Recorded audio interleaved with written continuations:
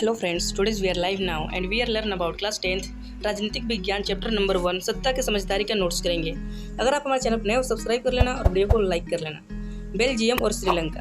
Belgium Europe का एक सूक्ष्म देश है। क्षेत्रफल में हमारे हरियाणा राज्य से भी छोटा है।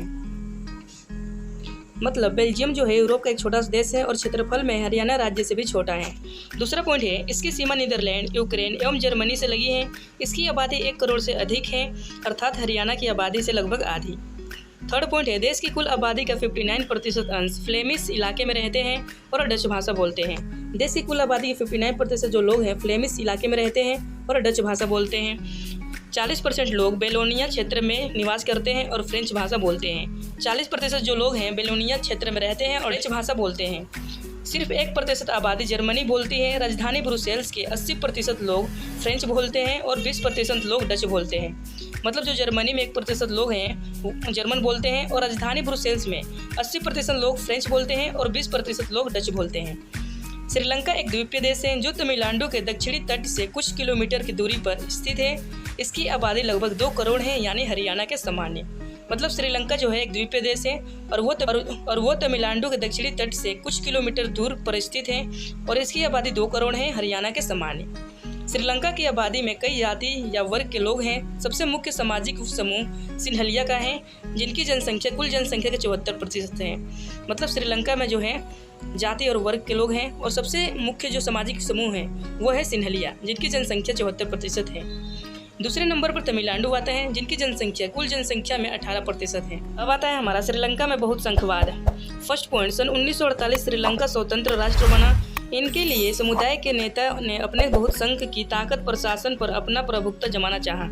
मतलब सन 1948 में जो है श्रीलंका स्वतंत्र राष्ट्र बना था और समुदाय के नेता जो थे अपने प्रभुत्व मतलब शासन जमाना चाहते थे। इसी कारण से लोकतांत्रिक रूप से निर्वाचित सरकार ने सिन्हली समुदाय के प्रभुत्व कायम करने हेतु अपने बहुसंख्य परिस्थिति के तहत अनेक कदम उठाए। उनका पहला कदम था 1956 में एक कानून बनाया गया जिनके अनुसार तमिल को दरकिनार करके सिन्हलिया को एकमात्र राजभाषा घोषित कर दिया गया। दूसरा कदम था उनका विश्वविद्यालय तथा सरकारी नौकरियों में सिन्हलिया को प्राथमिकता देने की नीति भी चलाई गई। थर्ड था नए संविधान में यह प्रावधान भी किया गया कि सरकार बौद्ध मत को संरक्षण एवं बढ़ावा देगी। अब आता है हमारा बहुसंख्यवाद क्या है। यदि कुछ समुदाय बहुसंख्यक हैं तो वह अपने मनचाहे तरीके से देश का शासन कर सकते हैं और इसके लिए उन्हें अल्पसंख्यक समुदाय की जरूरत अथवा इच्छाओं की अवहेलना कर सकते हैं। मतलब यदि किसी समुदाय में बहुत सारे लोग हैं तो वो अपने मनचाहे तरीके से देश पर शासन कर सकते हैं और उनके लिए उनको अल्पसंख्यक समुदाय मतलब कम लोगों वाला समुदाय की जरूरत या इच्छाओं का अवहेलना कर सकते हैं वो लोग।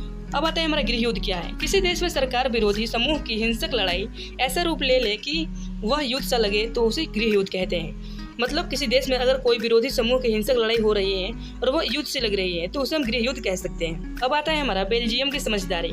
बेल्जियम के नेता द्वारा की गई सत्ता सझाकर व्यवस्था किसी भी अन्य देश की तुलना में अलग और अधिक नवी है।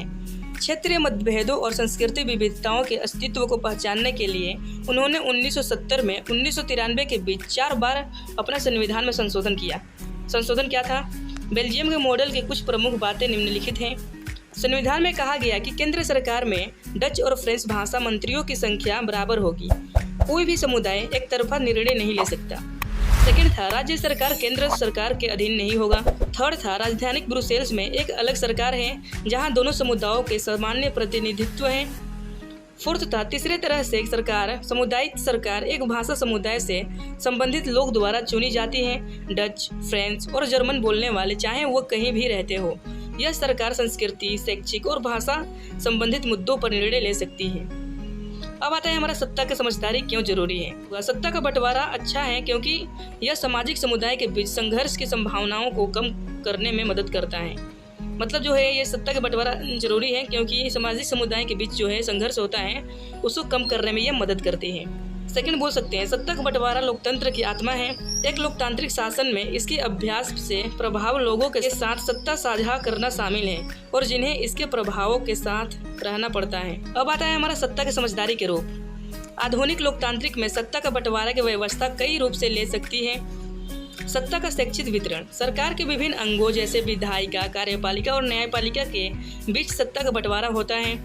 उदाहरण के लिए भारत। सेकंड पॉइंट बोल सकते हैं संघीय सरकार। विभिन्न स्तरों पर सरकारों के बीच सत्ता साझा की जा सकती है। पूरे देश के लिए एक सामान्य सरकार और प्रांतीय या क्षेत्रीय स्तर पर सरकारें।